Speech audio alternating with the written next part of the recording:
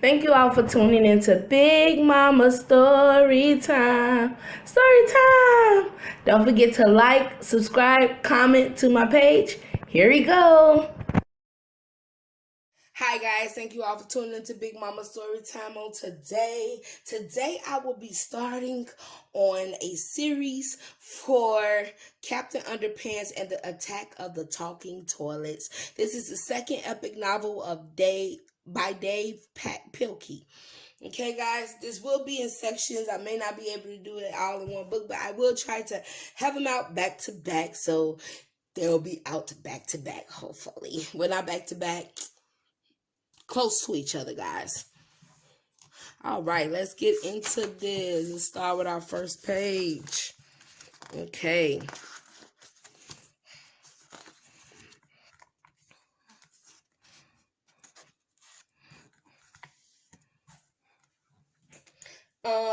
Hello. Before you read this book, there's some things you should know. So Harold and I have created this informative pamphlet to fill you in on the details. Please don't let this comic fall into the wrong hands. The Top Secret Truth About Captain Underpants by George Beard and Harold Hutchins, who denied everything. Once upon a time, there were two cool kids named George and Harold. We are cool. Me too. They made their own comics about a superhero named Captain Underpants. Tra-la-la! Everybody thought their comics were funny. Ha ha! Except for their mean old principal, Mr. Krupp. Blah, blah, blah. One time, Mr. Krupp was being mean to George and Harold. Blah, blah, blah. So they brought the 3D hypnotize ring. They hypnotized Mr. Krupp. I will obey. Then they turned him into Captain Underpants. But Mr. Krupp thought he really was Captain Underpants. He jumped out the window to fight crime. Uh-oh. Tra-la-la! George and Harold tried to stop him, but they had to save the world first. Kaboom! When they got back to school, George poured water on Captain Underpants' head. He turned back into Mr. Krupp, but something was wrong. Blah, blah, blah. Because now, for some strange reason, every time Mr. Krupp hears somebody snap their fingers, snap, he turns back into Captain Underpants. Tra-la-la! So whatever you do, please don't snap your fingers around Mr. Krupp. Please, please, please, don't snap those fingers. This has been a public service announcement from George and Harold, who still deny everything. The end. Okay, guys. Chapter 1. George and Harold. This is George Beard, and Harold Hutchins. George is the kid on the left with the tie and the flat top. Harold is the one on the right with the t-shirt and the bad haircut. Remember that now? Joe's Furniture. Come in and see our pretty armchairs. Depending on who you ask, you probably hear a lot of different things about George and Harold. Their teacher, Miss Ribble, might say that George and Harold was disruptive and behaviorally challenged. Their gym teacher, Mr. Meaner, might add that they were in serious need of a major attitude adjustment. Their principal, Mr. Krupp, would probably have a few more choice words to include, like sneaky and criminally mischievous, and I'll get those boys if it's the last thing well, you get the idea. But if you ask their parents, they probably tell you that George and Harold were smart and sweet and very good-hearted, even if they were a bit silly at times. I have to agree with their parents. Even though they changed the words. All right. But even so, their silliness did get them into a lot of trouble. Sometimes, in fact, it once got them into so much trouble they accidentally almost destroyed the whole planet with their army of evil, vicious, talking toilets. But before I can tell you that story, I have to tell you this story. Chapter 2, this story. One fine morning at Jerome Horwitz Elementary School, George and Harold had just gotten out of their 4th grade remedial gym class when they saw a big sign in the hallway. It was an announcement for the 2nd annual Invention Convention.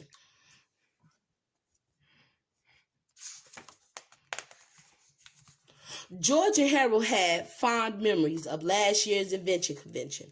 But this year's convention was a bit different. The first prize winner got to be principal for the day. Wow, said George. Whoever gets to be principal gets to make up all the rules for the whole day?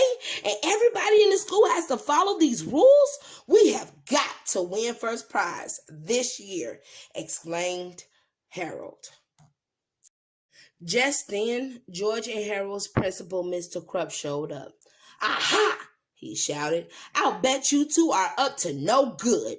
Not really, said George. We were just reading about this year's contest. Yeah, said Harold. We're going to win first prize in the contest and be principals for the day. He probably like, not on my dead body. Ha ha ha ha ha! Laughed Mr. Krupp. Do you honestly think I let you two into this year's contest after that stunt you pulled the last year's invention convention? George and Harold smiled and thought back to the first annual invention convention. Chapter 3, The Flashback. It was about 1 year earlier, and all of the faculty and students of Jerome Horwitz Elementary School had gathered in the gymnasium for what would later be known as the sticky chair incident. George and Harold stepped up to the microphone. Ladies and gentlemen, said George, Harold and I have invented something that is guaranteed to keep you all glued to your seats. Yes, said Harold, we call it glue. Mr. Crump became very angry. You two did not invent glue, he shouted. He stood up to take the microphone away from Harold, and his chair stood up with him. Everyone in the gymnasium laughed. The school secretary, Miss Anthrope, stood up to help remove Mr. Crump's chair from his pants. Her chair stood up with her too. Everyone in the gymnasium laughed harder.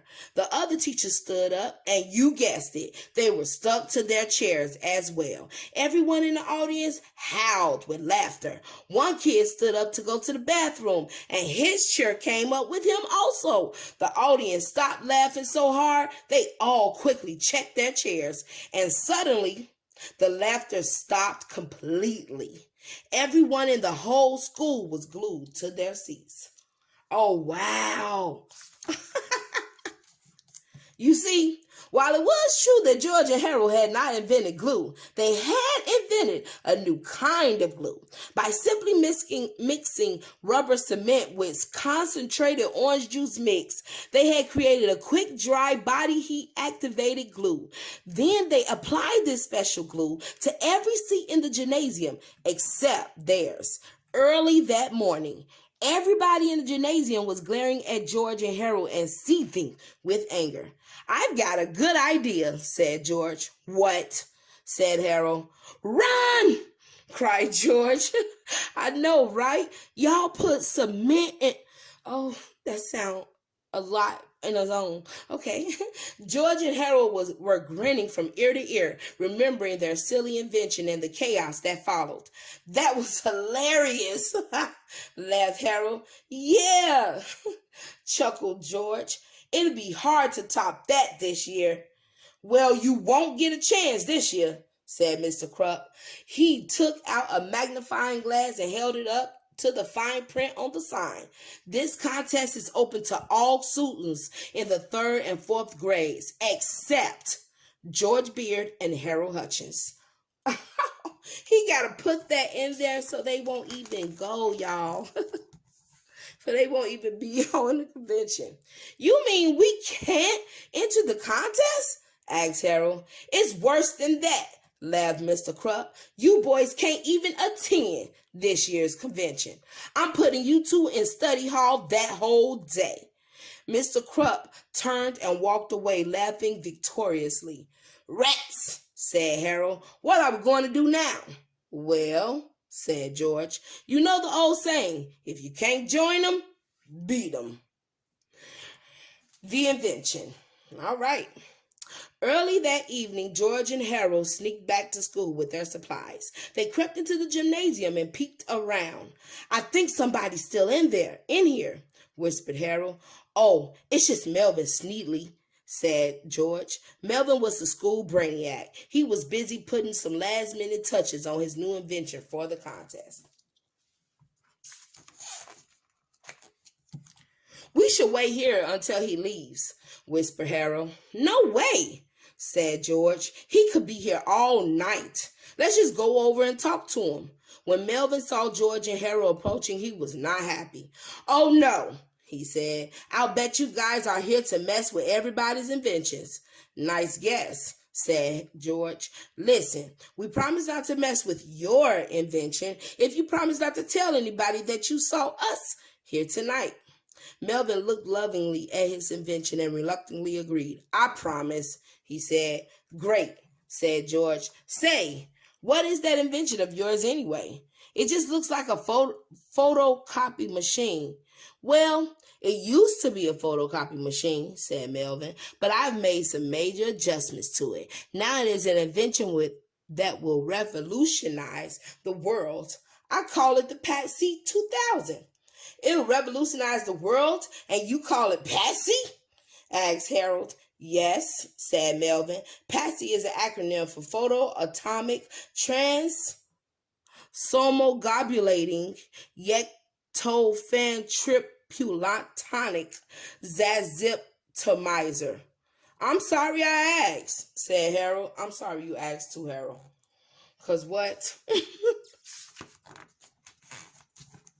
"Allow me to demonstrate," said Melvin. "The Patsy 2000 can take any two-dimensional image and create a living, breathing, three-dimensional copy of that image. For example, take this ordinary photograph of a mouse." Melvin placed the photo of the mouse onto the glass screen of the Patsy 2000 and pressed start.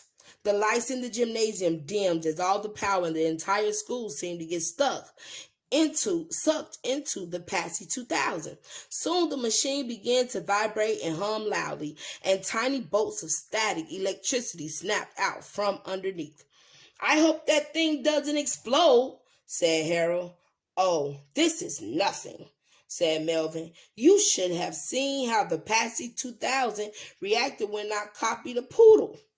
Finally, after a series of flashes and loud zaps, everything stopped. A small ding was heard. Then a tiny mouse crawled out the side door of the Patsy 2000 and onto the floor. "Isn't it wonderful?" exclaimed Melvin. I guess so." George inspected the mouse closely. "That's a great trick," George laughed. "You really had me going for a while." "It's not a trick," cried Melvin. "The Patsy 2000 really does bring photos to life. I've even created living creatures from paintings and drawings." "Yeah, right," laughed Harold. "And I thought we were con artists." George and Harold walked away chuckling. It was time to move on to bigger and better things.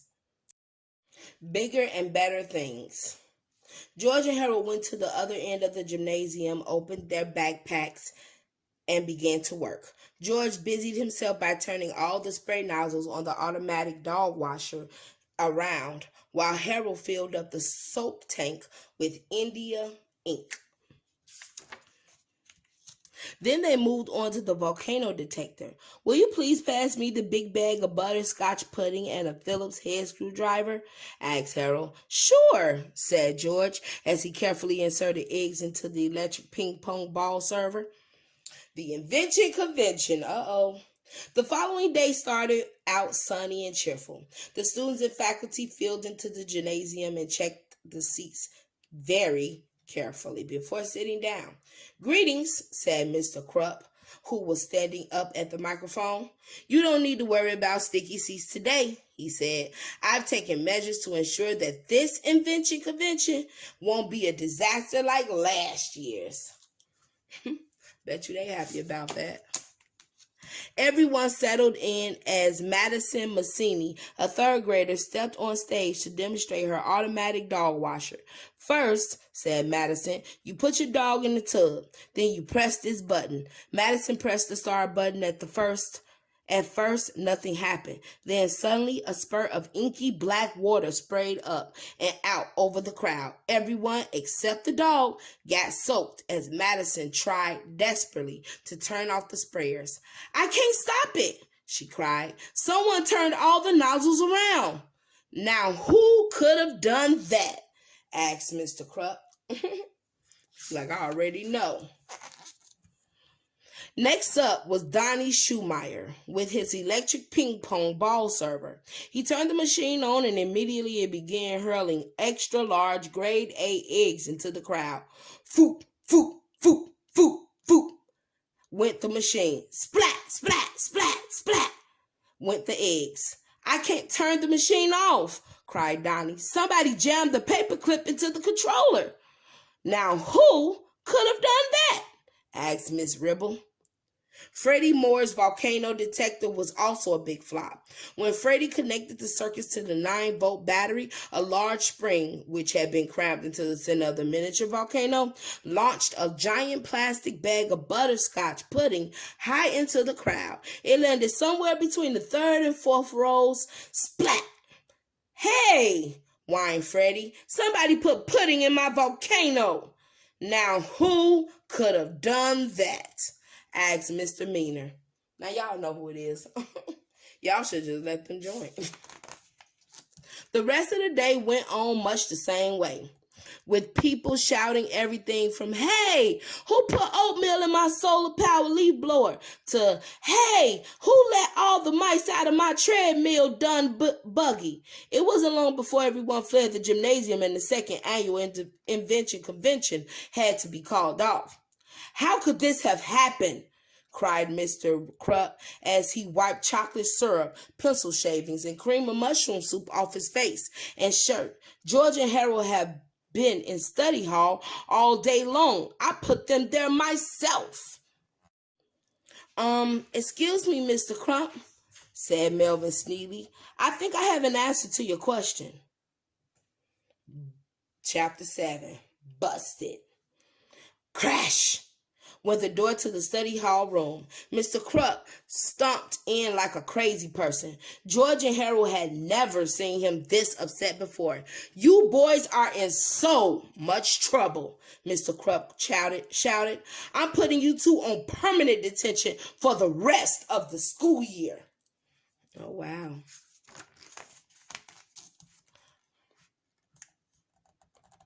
Wait a second, cried George. You can't prove anything. Yeah, said Harold. We've been here all day. Mr. Krupp smiled devilishly and looked toward the door. Oh, Melvin, he called. Uh-oh, y'all in trouble. Melvin Sneely stepped into the room covered in mustard, eggshells, and shredded coconut. They did it, Melvin said, pointing at George and Harold. I saw him last night in the gym. Melvin, cried George, horrified. You promised. I changed my mind, Melvin said, grinning smugly. Have fun in detention. I think you should be in detention too, sure. You knew about it. But okay, let's keep going. Chapter 8, the Invention Convention Detention. After school, Mr. Krupp ushered George and Harold into the detention room and wrote a long sentence on the chalkboard. From now on, growled Mr. Krupp, you boys will spend 2 hours a day after school copying this sentence over and over, and I want every chalkboard in this room filled completely.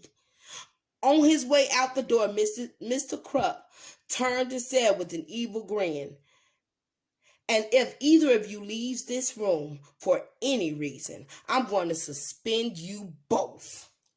Uh-oh.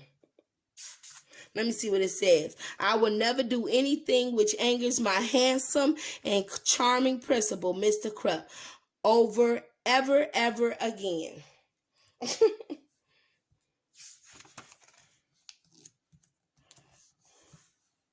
Now, as you might have guessed, writing sentences was nothing new to George and Harold. The two boys waited until Mr. Krupp left the room.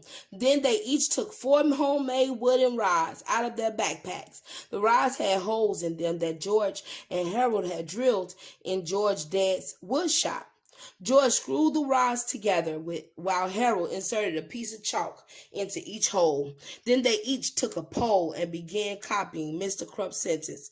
Every time they wrote one sentence, the wooden poles made 12. After about 3.5 minutes, every chalkboard in the room was completely filled. Smart, guys. Y'all, that's smart. George and Harold sat down and admired their work. "We've got a lot of time on our hands now," said George. "Got any ideas?" "Let's make a new comic book," said Harold. So the two boys took out some paper and pens and created an all-new adventure about their favorite superhero. It was called Captain Underpants and the Attack of the Talking Toilets. Chapter 9, Captain Underpants and the Attack of the Talking Toilets by George Beard and Harold Hutchins. One day at school, everything was pretty normal. The lunch ladies were serving toasted rat sandwiches. That's normal. The principal was yelling, "Blah, blah, blah," and the gym teacher was being mean to everybody. "My grandma can run faster than you guys." Then a UFO appeared. It zapped the school with an evil ray.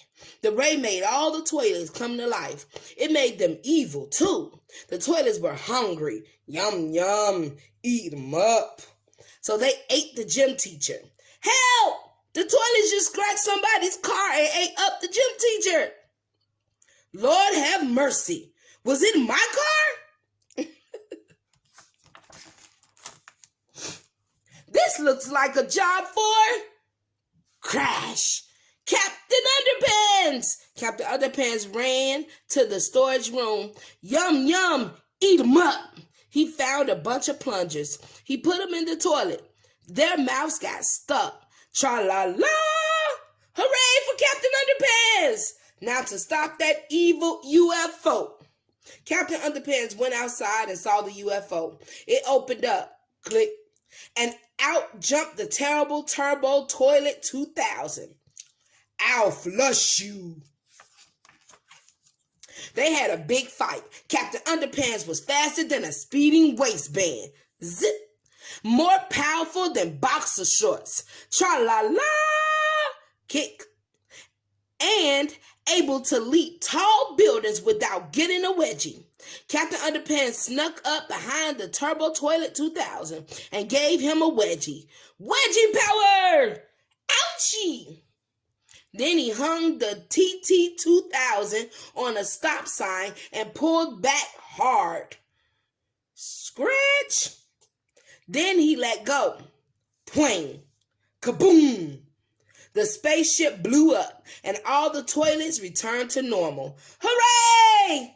Even the gym teacher escaped. Oh, man. The end. Chapter 10, A Big Mistake. George and Harold sat together in the detention room, reading through their newest comic book and beaming proudly. "We've got to go to the office and make some copies of this," said George, "so we can sell them on the playground tomorrow." "We can't," said Harold. "Don't you remember? Mr. Krupp said he'd suspend us if he caught us leaving this room." "Then we won't let him catch us," said George. I see George is always the one getting everybody into trouble. And Harold just go with it. George and Harold sneaked out of the room quietly and crawled down the hall to the office. "Uh-oh," said Harold. "There's a bunch of teachers in there. We'll never get to use the copy machine." Said George. See, look at George. "Are there any other copy machines in the school?" "How about the one that Melvin had in the gym?" asked Harold. "Oh, yeah," said George. George and Harold crept over to the gym and found the Patsy 2000. "I wonder if this machine still makes copies," said Harold. "Melvin did say that he made some adjustments to it." "Oh, he probably just crammed a mouse in there to fool us," said George. "It's the oldest trick in the book. I'm sure the machine still makes regular copies." George placed the cover of their new comic book face down on the glass screen and pressed start. Uh-oh. This sounds like a big one. All at once, the lights in the whole school dimmed, and the Patsy 2000 began to shake and clunk around wildly. Giant bolts of static electricity zapped out the bottom of the machine as a great whirlwind rose from the top. Loose papers and other small objects in the room were sucked into the wind, and they spun above the machine like a raging cyclone. "I don't think it's supposed to do this," shouted George over the horrible noise. Finally, after a series of flashes and loud zaps, the noise, wind, and sparks stopped altogether. The only sound that could be heard was of something groaning and clawing about inside the bloated, battered frame of the Patsy 2000. "It sounds like something's alive inside there," said Harold. George snatched the comic book from the top of the machine. "Let's get out of here," he cried. Just then, a small ding was heard, and a full-size, shiny white toilet emerged from the side of the Patsy 2000. Its teeth were sharp and jagged, and its angry eyeballs glowed with red, swelling vines. "Yum, yum, eat, up," cried the evil toilet. Almost immediately, another talking toilet emerged, followed by another and another and another. "Yum, yum, eat 'em up," they cried. "Oh no! Melvin was right! The photoatomic transomogobulating yectophentripulotonic zenziptomizer really does create living, breathing, three-dimensional copies of two-dimensional images," Harold cried convulsively. "I've got an idea," said George. "What?" asked Harold. "Run!" cried George. Chapter 11, The Invention, Convention, Detention, Suspension. George and Harold screamed and ran out the gym door, closing it tightly behind them. "Aha!" yelled Mr. Krupp, who was just coming down the hall. "You boys left the detention room. You know what that means, don't you?" "It wasn't our fault," cried Harold. "Too bad," Mr. Krupp shouted with delight. "You boys are officially suspended." "Wait," cried George. "You've got to listen. Behind this door is an army of evil, vicious talk." "I don't have to listen to you boys ever again," laughed Mr. Krupp. "Now get your stuff and get out of this school." But, Harold stammered, "you don't understand." "Get out!" Mr. Krupp screamed. George and Harold groaned and walked to their lockers to collect their stuff. "Gosh," said Harold, "in one day we've gotten a detention, a suspension, and even created an army of evil talking toilets who want to take over the world. That's a pretty bad day, even by our standards," said George. "Oh well," said Harold, "I just hope things don't get any worse." Chapter 12, Things Get Worse. Word spread quickly throughout the office that George and Harold had been suspended. The teachers rushed out to cheer and laugh at the two boys. "You're in big trouble now," chuckled Mr. Anthrop. "I can't wait to call your parents and tell them the news. Let's take their desk outside and chop them up," cried Miss Ribble. "Let's throw a party in the gym," shouted Mr. Meaner. Wow, if y'all really don't want them in there that bad. "No!" cried George. "Whatever you do, don't open the door to the gym. We can do whatever we like," snarled Mr. Meaner as he dashed over to the gymnasium door. "Look, I'm opening the door." He quickly opened the gym door. "Now I'm closing the door," he said. "Now I'm opening the door again. And now I'm... An evil toilet had stuck its mouth through the door, snapped Mr. Meaner up, and swallowed him whole. Flush! The talking toilets then pushed their way through the open gymnasium doors and spilled out into the hallway. Yum, yum, eat 'em up," the toilets bellowed. "Yum, yum, eat 'em up." The teachers couldn't believe their eyes. They screamed and ran for their lives. Only Mr. Krupp, Miss Ribble, and George and Harold remained, frozen in fear. They watched, paralyzed, as the talking toilets came nearer and nearer. Finally, Miss Ribble pointed at the toilets and snapped her fingers. "Snap! Go away!" she cried. "Go away this minute!" But the toilets didn't listen. They moved closer and closer. Finally, Miss Ribble turned and ran. Mr. Crump, however, just stood there in a daze. George and Harold looked up at him. "Uh-oh," said Harold. "Did she just snap her fingers?" "Yep," said George. "Now we're really in trouble." And George was right. For at that moment, Mr. Krupp had begun to change. A silly, heroic smile came over his face as he stood defiantly before his foes. "I'll put a stop to you vile villains," he said fearlessly. "But first, I need some supplies." Mr. Krupp turned and dashed to his office. George and Harold ran after him. "Why did Miss Ribble have to snap her fingers?" cried Harold. "Why?" "Never mind that," cried George. "Mr. Krupp is turning into Captain Underpants. We've got to pour water over his head before it's too late." Chapter 13. It's too late. When George and Harold reached Mr. Krupp's office, they found only his clothes, shoes, and toupee on the floor. "Look," said Harold, "the window is open and one of the red curtains is missing." "What do we do now?" asked George. "Do we save Captain Underpants, or do we stay here and get eaten by a bunch of toilets?" "Let me think about that one," said Harold as he climbed out the window. He's like, "You can sit and think. I'm gone." George quickly collected Mr. Krupp's things and shoved them into his backpack. Then he jumped out the window after Harold.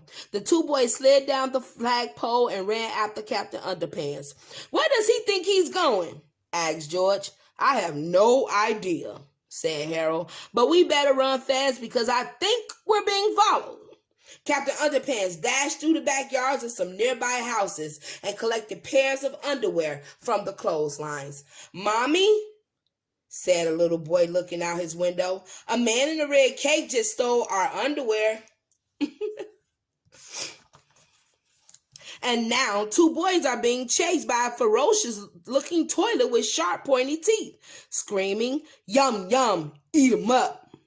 "Yeah, right," laughed his mother. "Just how gullible do you think I am?" Chapter 14. The Talking Toilet Takeover. When Captain Underpants was finished commandeering the underwear of local civilians, he dashed back to Jerome Horwitz Elementary to save the day. The school was now overran with chaos. Miss Ribble came tearing out the door, followed by several evil toilets. "Help me!" she cried. "They swallowed every teacher in the whole building except me." "Don't worry, ma'am.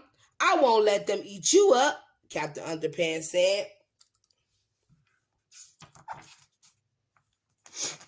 As a toilet ate her up.